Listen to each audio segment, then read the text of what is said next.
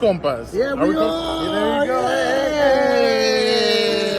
There you go. Okay, all right. We got proof right there. Some guy that seems like he's asleep. Need you to wake up, Gilbert. There's a lot of energy. Come on, going Gilbert. here. Let's go. Come on. Dan and Daygo is at Moe's. I'll show you.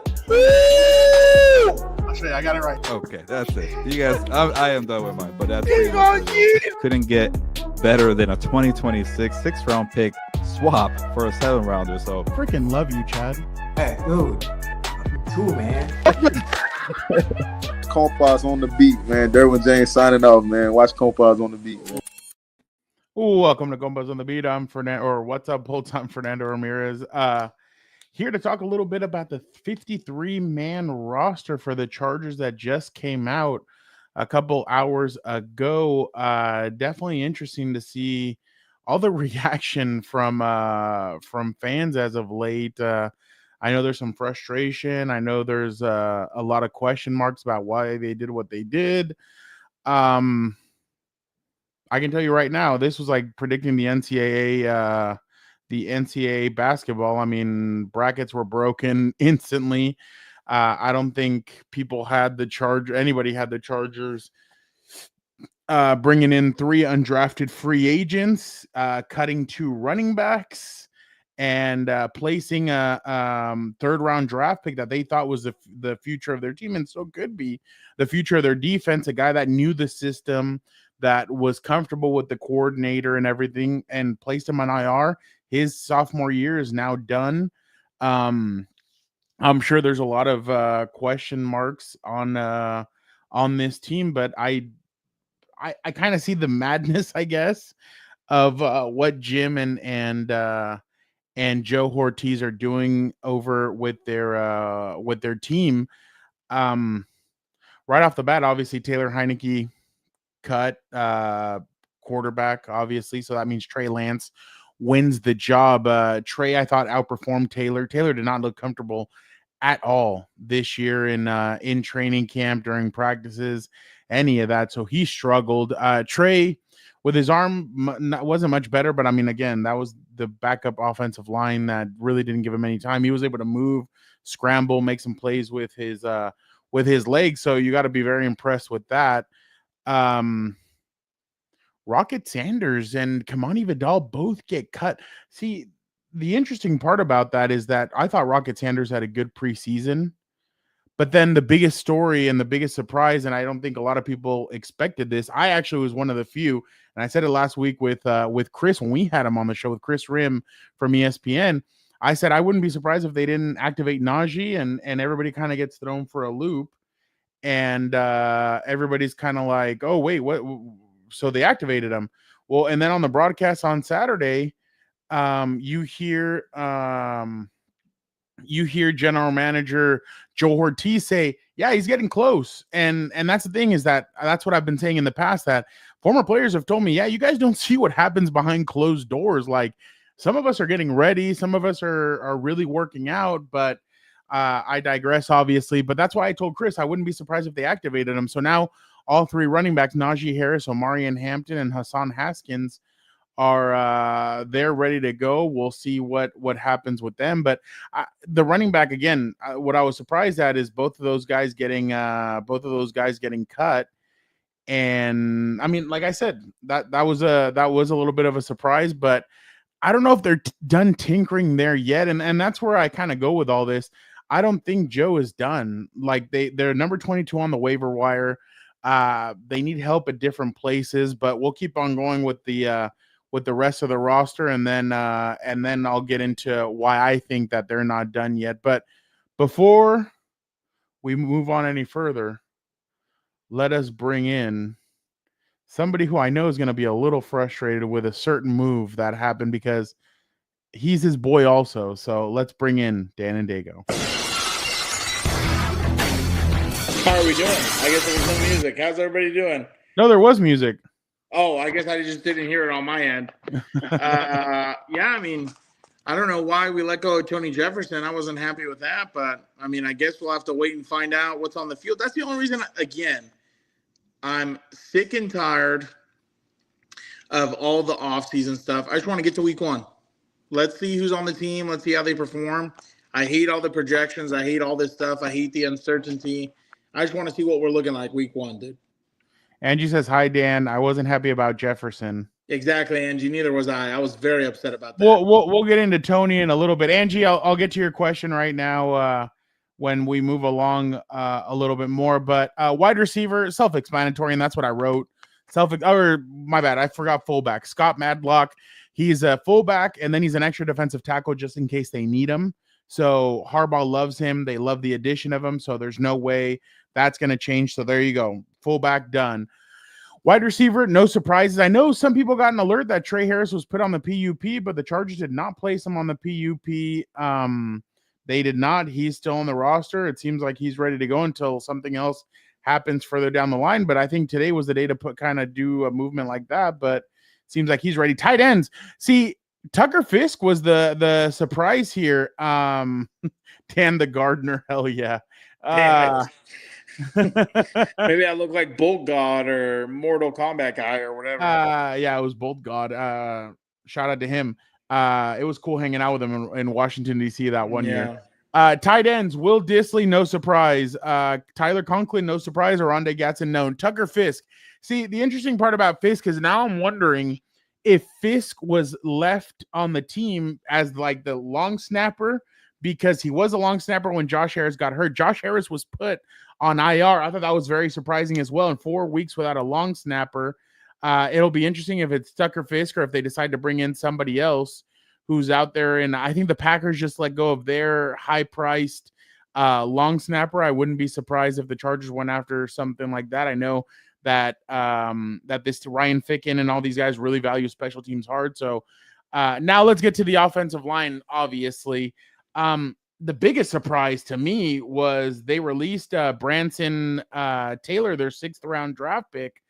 And you're kind of like, wow, okay. So they Dan, that told me, and again, you're an offensive line guy, but that told me they have no patience for that right now. Like they know they need to get it going. They know they need bodies that are serviceable, that have experience playing, and that at a moment's notice, at a drop of a hat, they need to go in. And Branson was just not doing it. He didn't do it at left guard. He didn't do it at left tackle, and he wasn't doing it at right tackle. I think they'll bring him back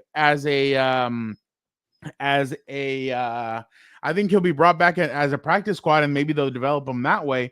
But I just do not see them wanting that. And Dan, this is the position right here where I think they're going to go out and still try and go get a guy or two, claim them on waivers. If they're allowed to, because I just read somewhere that the Titans are going to put in multiple waiver claims for certain players. But I mean, offensive line to me, Dan, is still the position that everybody has a question mark on. 100%. It's the part you have to shore up because, again, you got Justin Herbert wearing a leg sleeve out with Madison Beer, and I guess his legs are getting weak when he's with her. So you have to really make sure that you keep him upright to where he feels safe enough to take off that damn leg sleeve. So 100% you have to shore that up because if you don't have a better run game this year, you're going to become one-dimensional, and that's when teams pin their ears back and they try and get after it to try and take out Justin. So 100%. And, you know, the best part to me about them cutting, and I don't want to say the best part because obviously he lost his job and all that. I get it. Yada, yada, yada. Totally get it. But to me as a fan, like the best part is, oh, okay, we're not just settling like, hey, we drafted this guy. We're going to keep this guy and see what he's got. You know, like in years past they did, and they sometimes kept him too late. But, you know, it's good to see that they're not just kind of sitting on their hands saying we're good enough now. So, yeah, I definitely like that they're willing to go out and make some moves, even though like they're willing to always look to get better. So I like that. My most underrated position, defensive line. The Chargers have multiple players there that they really like. Man, I'll give credit to where credit's due. I didn't think Tito Ogbanya was going to make this team back in April. I thought, okay, they brought Naquan Jones in. They drafted Jamari Caldwell. They brought in Deshaun Hand. They kept Tier Tart. I thought Tito Ogbanya was not going to make this team. And this offseason, he really made a jump. And the jump that you really want to see from a defensive lineman. And he looked very solid during practice. He looked very solid during he played, and he looked like he had taken that next step. I was really impressed with him a couple of practices, but again, I really thought what Naquan did against San Francisco.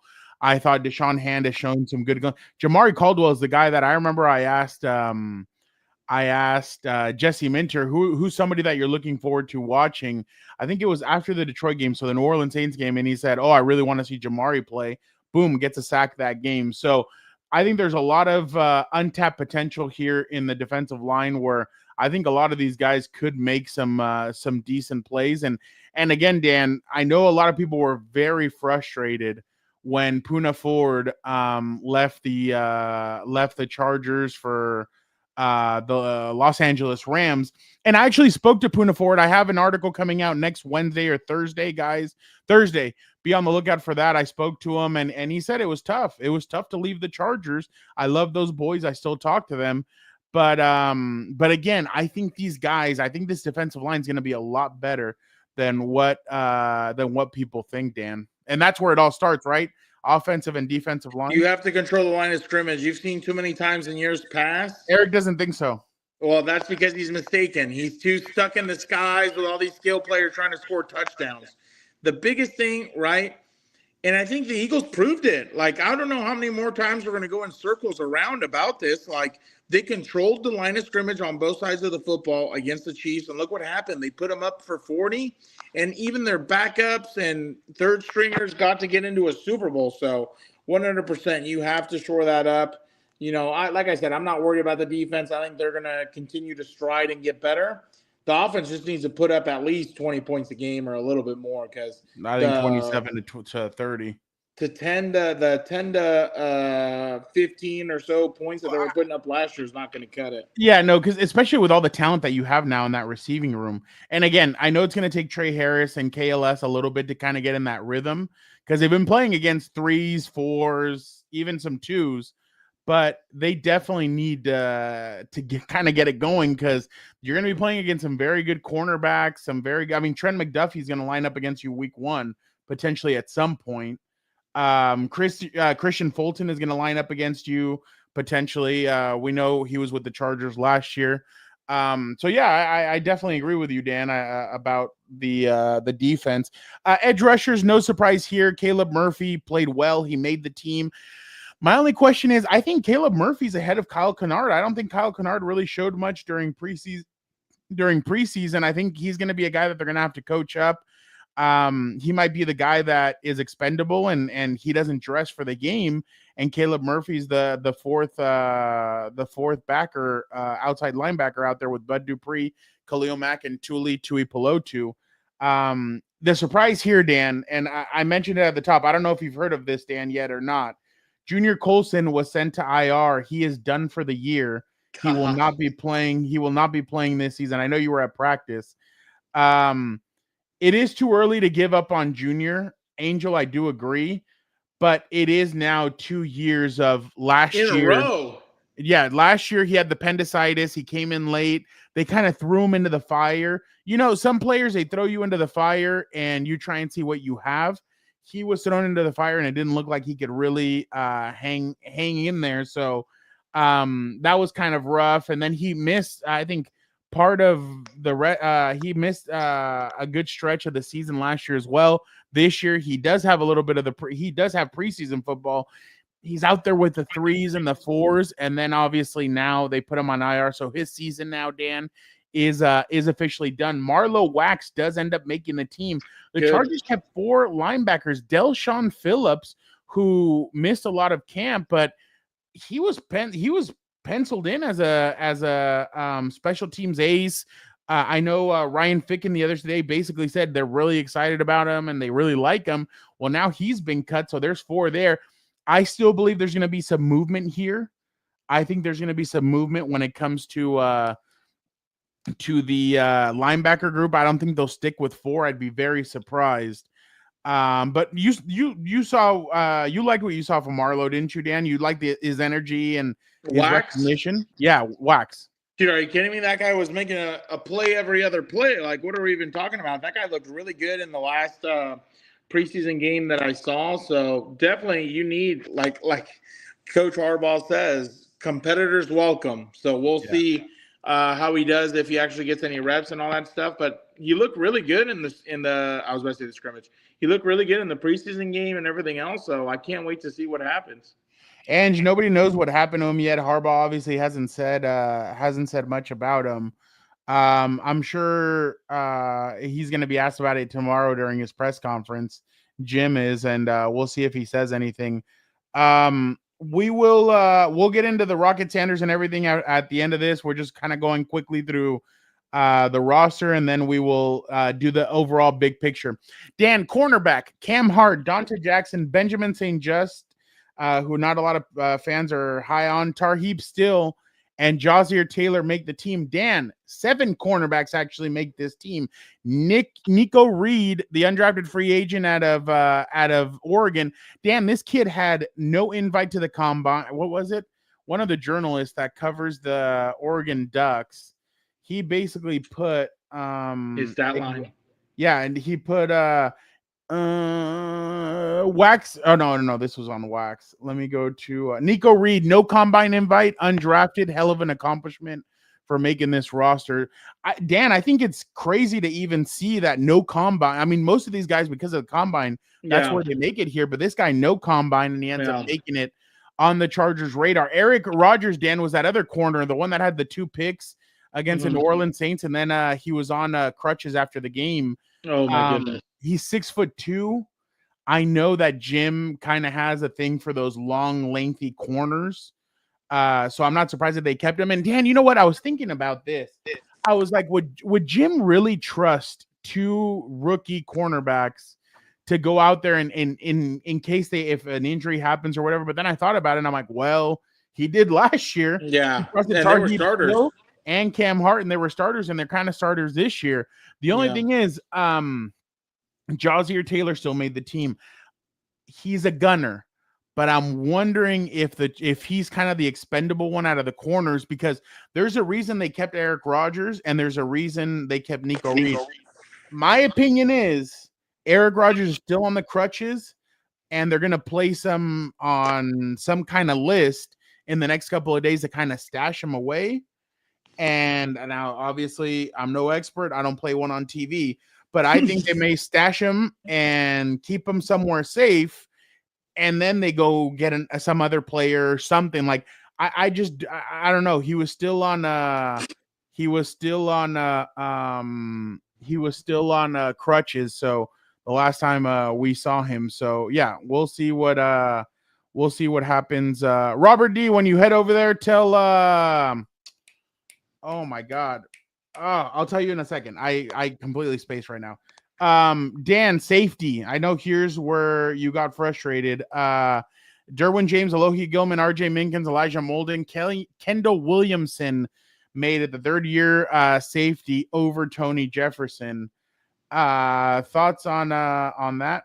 I don't want to get into it too much because I've already talked about a certain safety enough, and I'm just over it. I really don't understand. I think Tony's a better tackler.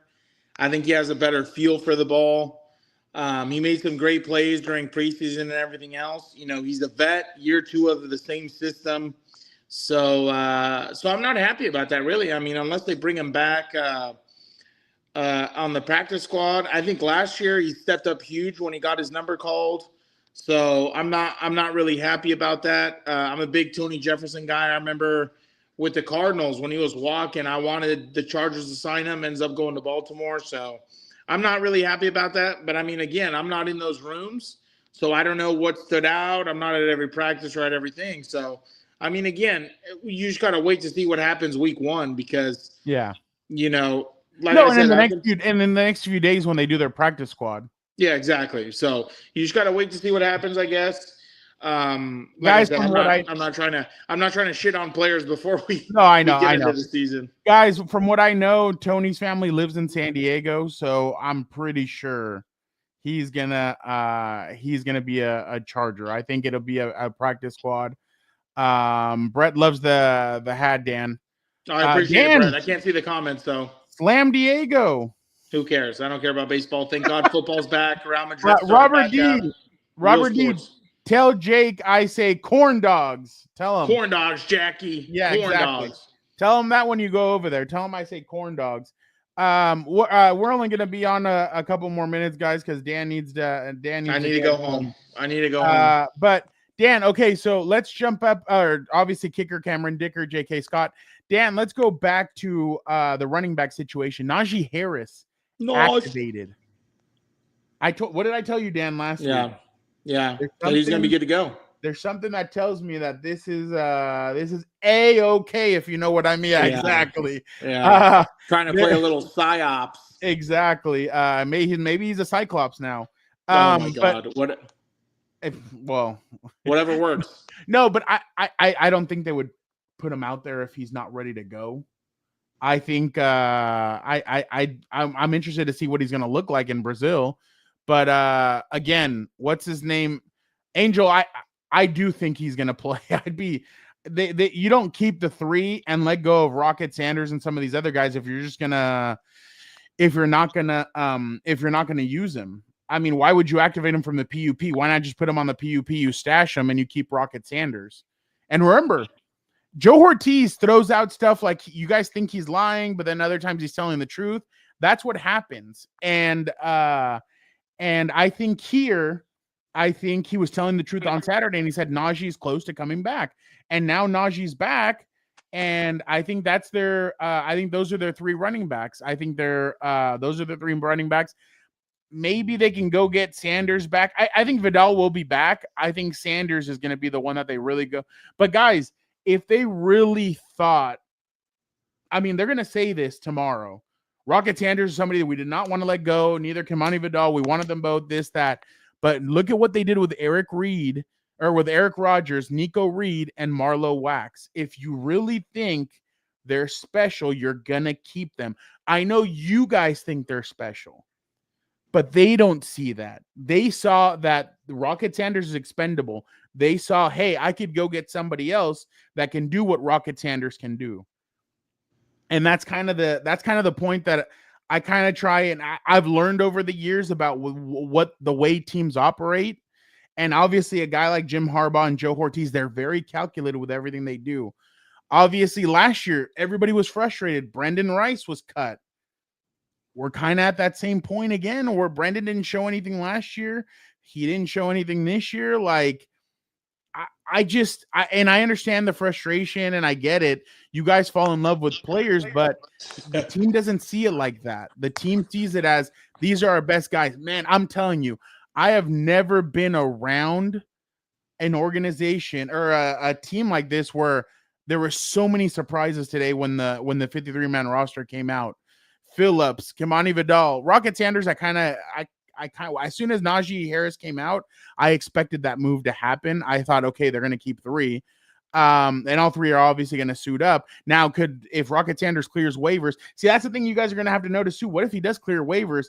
Then you're going to start thinking, well, maybe he wasn't. Maybe the league didn't view him the way we did. So I'm just saying, like, no, I think the Sanders thing will be wrong. Well, no, and Robert D, that's great. I mean, if you think my bad, Dan, let me put it up there. He said, sorry, Fern. I think the Sanders thing, they will be wrong.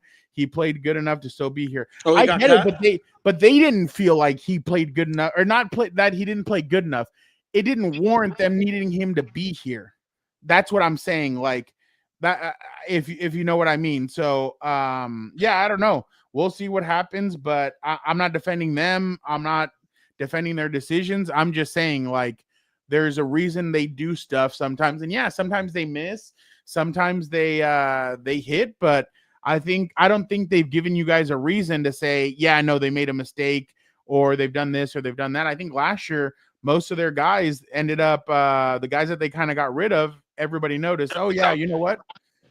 That was a correct move. But again, I still think they're going to be very active in the next few days when it comes to waivers and everything. I think they're gonna go grab guys. I think they're still gonna do stuff. Dan, I know you remember. I remember last year you were really surprised when they went to go get Elijah Molden, Taylor Heineke. They got Hassan Haskins on waivers. They got a bunch of guys in waivers because you weren't used to all the active movement. Yeah. And that kind of brings you excitement, doesn't it? Oh, 100%. Because it says we're not settling. And that's the biggest comfort is the biggest enemy of everyone, right? So the fact that they're not settling, I think, is a positive.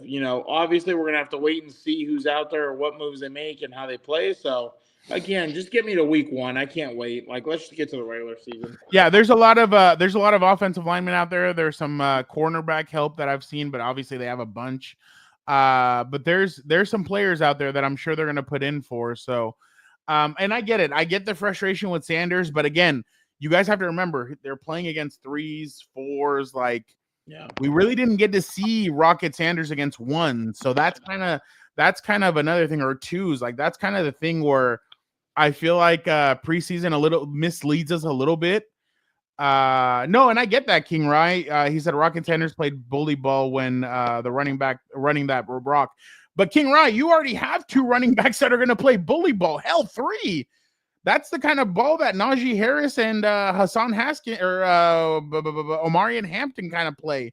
They both play bully ball. And then Hassan Haskins kind of runs like that too, in a sense. Like, he runs kind of thick, and he's not afraid to throw his shoulder in there. So just, again, my thoughts on the roster and everything. And again, I think they're going to be fine. They're going to be very active. Again, Taylor Heineke doesn't make it. Trey Lance does. I thought Trey Lance outplayed him.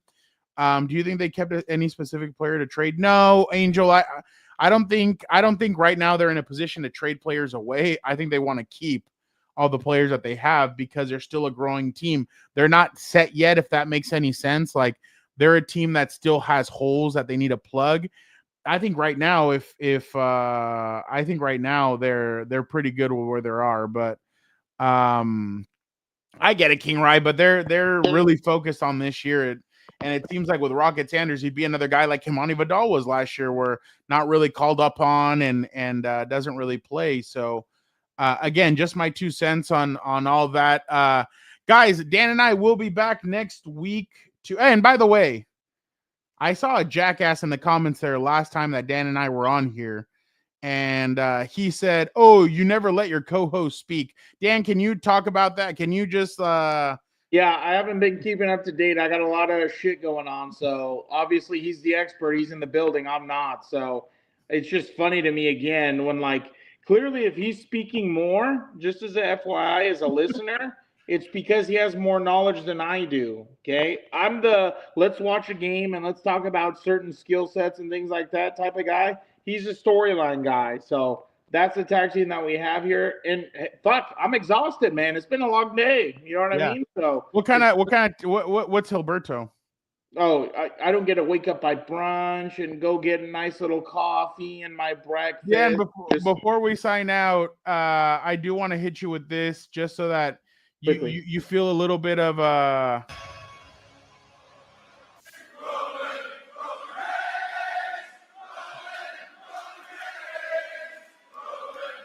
I still need to watch those clips. I've missed a few of those. Dude, you know what's funny? I hate to say this because I'm like an America guy, but it needs to go to Europe and be a European. I know, for real. It's so much better.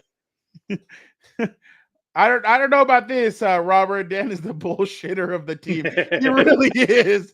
We love it. He's great. Hey, we appreciate it, King Rye. We love you guys too. We appreciate all you guys. King Rye, shout out. We are lucky because Gilbert has fumbled the negotiations a couple times, and we're still lucky Dan is here. But I appreciate it. Robert D, do not forget. Go tell Jake I say corn dogs, guys. Appreciate you guys. Next week, guys, we will be back next Wednesday. Make sure you guys tap in Wednesday evening. We will be back. The game's Friday, so we'll be doing the preview Wednesday. I'll be going to Chargers on Tuesday, Monday and Tuesday, and so we'll have a bunch of stuff ready for you guys next Wednesday. The NFL season is here. The 53-man roster, the initial 53-man roster is out. Football is back, guys. After Labor Day, you guys know there's no interruptions until February. So football is back. Get excited. Thank you guys so much. You guys are the best. Appreciate you guys. Don't forget, next Wednesday, be back here. We will have the preview ready to go. Dan, why don't you get us out of here? Be a compa, tell a compa, smash the like button. Have a great rest of your week and weekend, everybody. Be safe, everybody, on this Labor Day weekend, and get ready because football is back.